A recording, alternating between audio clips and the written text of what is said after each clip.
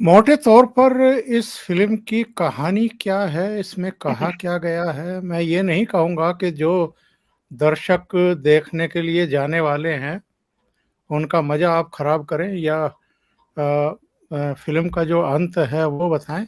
पर मोटे तौर पर एक कहानी है क्या? सच क्या है इसमें? जिसको लेकर के इतने भयभीत थे लोग?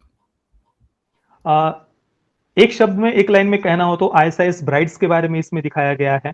केरला की 4 मुख्यतः 4 भी नहीं, हम 3 ही कह सकते हैं।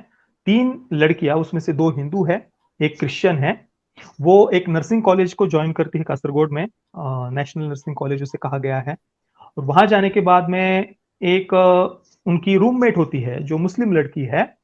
वो इन बाकी की तीनों लड़कियों को किस प्रकार से ब्रेन वॉश करती है अपने कुछ साथियों को लेकर, और उसके बाद में उन्हें क्या-क्या, किन-किन भयानक परिस्थिति बातों का सामना करना पड़ता है, कैसे ये पूरी ब्रेन वॉशिंग होती है, उसके लिए क्या-क्या किया जाता है।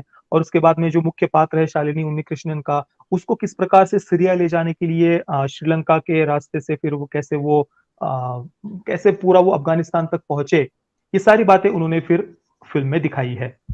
अ, सबसे पहले तो मैं जितने भी दर्शक ये वीडियो देख रहे हैं, सबसे यही कहना चाहूँगा कि अगर आपने अभी तक फ़िल्म के टिकट्स बुक नहीं किए हैं, तो अभी के अभी तुरंत फ़िल्म के टिकट्स बुक कर लीजिए। आपको अपने परिवार के साथ ही इस फ़िल्म को देखना चाहिए। हालाँकि फ़िल्म को ए सर्टिफ़िकेट के साथ रिलीज़ किया गया है, इस कारण से छोटे बच्चों के साथ में तो आप थिएटर में नहीं देख पाएँगे, परंतु फिर भी आपके घर के जो बड़े आपकी बेटी हो, बेटे हो 11वीं-12वीं कक्षा में हो या उससे बड़े, तो उनके साथ तो आपको इस फ़िल्म को अवश्य देखना चाहिए। उन्हें अवश्य इस फ़िल्म के लिए आपको लेकर के जाना चाहिए। फ़िल्म में कोई न्यूडिटी वगैरह नहीं है, हाँ, रेप के सीन हैं और आप परिवार के साथ में बैठकर देख सकते हो और ये सच्चाई सबको पता होनी चाहिए। जो हो रहा है हमारे देश में, ये इससे आँखें मूंद कर नहीं चलेगा। ये सच्चाई सबके सामने आनी चाहिए।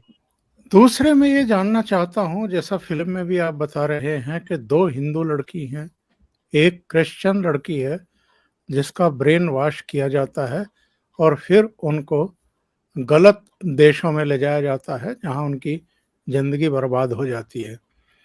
ये गैर मुस्लिम लड़कियों को ही निशाना क्यों बनाया जा रहा है? इसके पीछे की मानसिकता क्या है? अ, देखिए, अब आप किसी भी आतंकवादी संगठन को उठाकर देख लीजिए, इस्लामिक आतंकवादी संगठन, उनका मुख्य उद्देश्य क्या होता है कि इस्लामिक स्टेट की स्थापना करना। और ये वो खुलकर बोलते भी हैं, अपनी इन बातों को छुपाते भी नहीं हैं।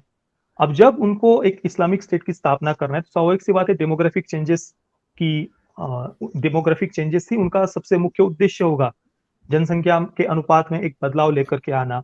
तो उस दृष्टि से जिन्हें वो काफिर कहते हैं, नॉन बिलीवर्स कहते हैं, उनको टारगेट करना तो स्वाभाविक सी बात है, वो उनको ही सबसे पहले टारगेट करेंगे। और उस दृष्टि से, उस उद्देश्य से ही ये किया जाता है। और इस फ़िल्म में जो एक सबसे बढ़िया बात जो दिखाई है, जो मुझे बहुत पसंद आई, वो ये कि इस फ़िल्म में ये दिखाने का प्रयास किया है कि आजकल के जो माता-पिता हैं, हिंदू परिवारों से पेरेंट्स जो है, वे बहुत प्रोग्रेसिव, मॉडर्न बनने के नाम पर अपने बच्चों को अपने कल्चर से, अपनी जड़ों से, अपने रूट से दूर रखते हैं। उन्हें अपनी ही परंपराओं के बारे में, संस्कृति के बारे में कुछ बताते नहीं हैं। और इसके कितने भयावह दुष्परिणाम हो सकते हैं, ये इस फ़िल्म में बहुत सुंदरता से दिखाया है। अब जो क्रिश्चियन लड़की भी दिखाई है, वो भी अपने रिलीजन के बारे में पूरा वो जानती है।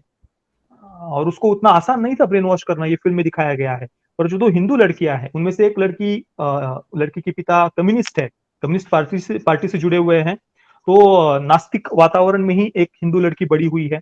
और दूसरी जो लड़की है, यानी मुख्य पात्र अदा शर्मा का, शालिनी उन्नीकृष्णन का, वो एक ट्रेडिशनल फैमिली से है, ट्रेडिशनल हिंदू परिवार से है। उस परिवार में सभी हिंदू परंपराओं का पालन किया जाता है। पर फिर भी उन दोनों ही हिंदू लड़कियों को अपने कल्चर के बारे में, अपने परंपराओं के बारे में, हमारे संस्कृत के श्लोकों के बारे में कुछ भी उन्हें जानकारी नहीं है। और इसी कारण से उनको ब्रेन वॉश करना बहुत आसान हो गया था। फिर किस प्रकार से तुम्हारे हिंदू देवी देवताओं में है ही क्या, वो तो ऐसे हैं, वो तो ये रोते हैं, वो तो प्रभु राम जी तो अपनी पत्नी को नहीं बचा पाए, वगैरह वगैरह, इस प्रकार की बातें बताकर उनको ब्रेन वॉश किया जाता है। तो वो एक बात जो, जिसके पिता कम्युनिस्ट जिस लड़की के दिखाया है, वो एक बात सेकंड हाफ में बोलती है जो मुझे बहुत पसंद है, और वो डायलॉग जो भी ये फ़िल्म देखेंगे उन्हें याद रह जाएगा। वो लड़की अपने पिता से कहती है कि पापा, आपने बचपन से मुझे एक विदेशी विचारधारा कम्युनिज्म के बारे में तो बार-बार बताया, सिखाया, पर आपने मुझे अपने ही कल्चर के बारे में, अपनी ही संस्कृति के बारे में, अपनी ही ट्रेडिशंस के बारे में कभी भी नहीं बताया, कभी भी नहीं सिखाया। तो मेरे साथ जो हुआ है उसके लिए आप भी उतने ही जिम्मेदार हैं। ये डायलॉग है सेकंड हाफ में, बिल्कुल ऐसा ही। और ये तो अपने आप में ही बहुत बड़ा आश्चर्य है कि एक बड़ी फिल्म, इतनी मेन स्ट्रीम फिल्म में ये संवाद हमें सुनने को मिली। ये अपने आप में ही बहुत आश्चर्य की बात है। नहीं तो ज्यादातर फिल्मों में बच्चों को अपने ही परिवार के अगेंस्ट भड़काया जाता है कि भाई पेरेंट्स तो आपके सपनों को कुचल रहे हैं, आपको तो परिवार के अगेंस्ट जाना चाहिए, एक क्रांति, रिवोल्यूशन, रेबेल बनना चाहिए, परंपराओं को, संस्कृति को तोड़ना, इस प्रकार की मानसिकता की ज्यादातर फिल्में आती है। पर इस फिल्म में अपने कल्चर से, अपनी परंपराओं से जुड़े रहने का क्या महत्व होता है वो बहुत सुंदरता से उन्होंने दिखाया है, और ये बात मुझे इस फिल्म की सबसे ज्यादा पसंद आई।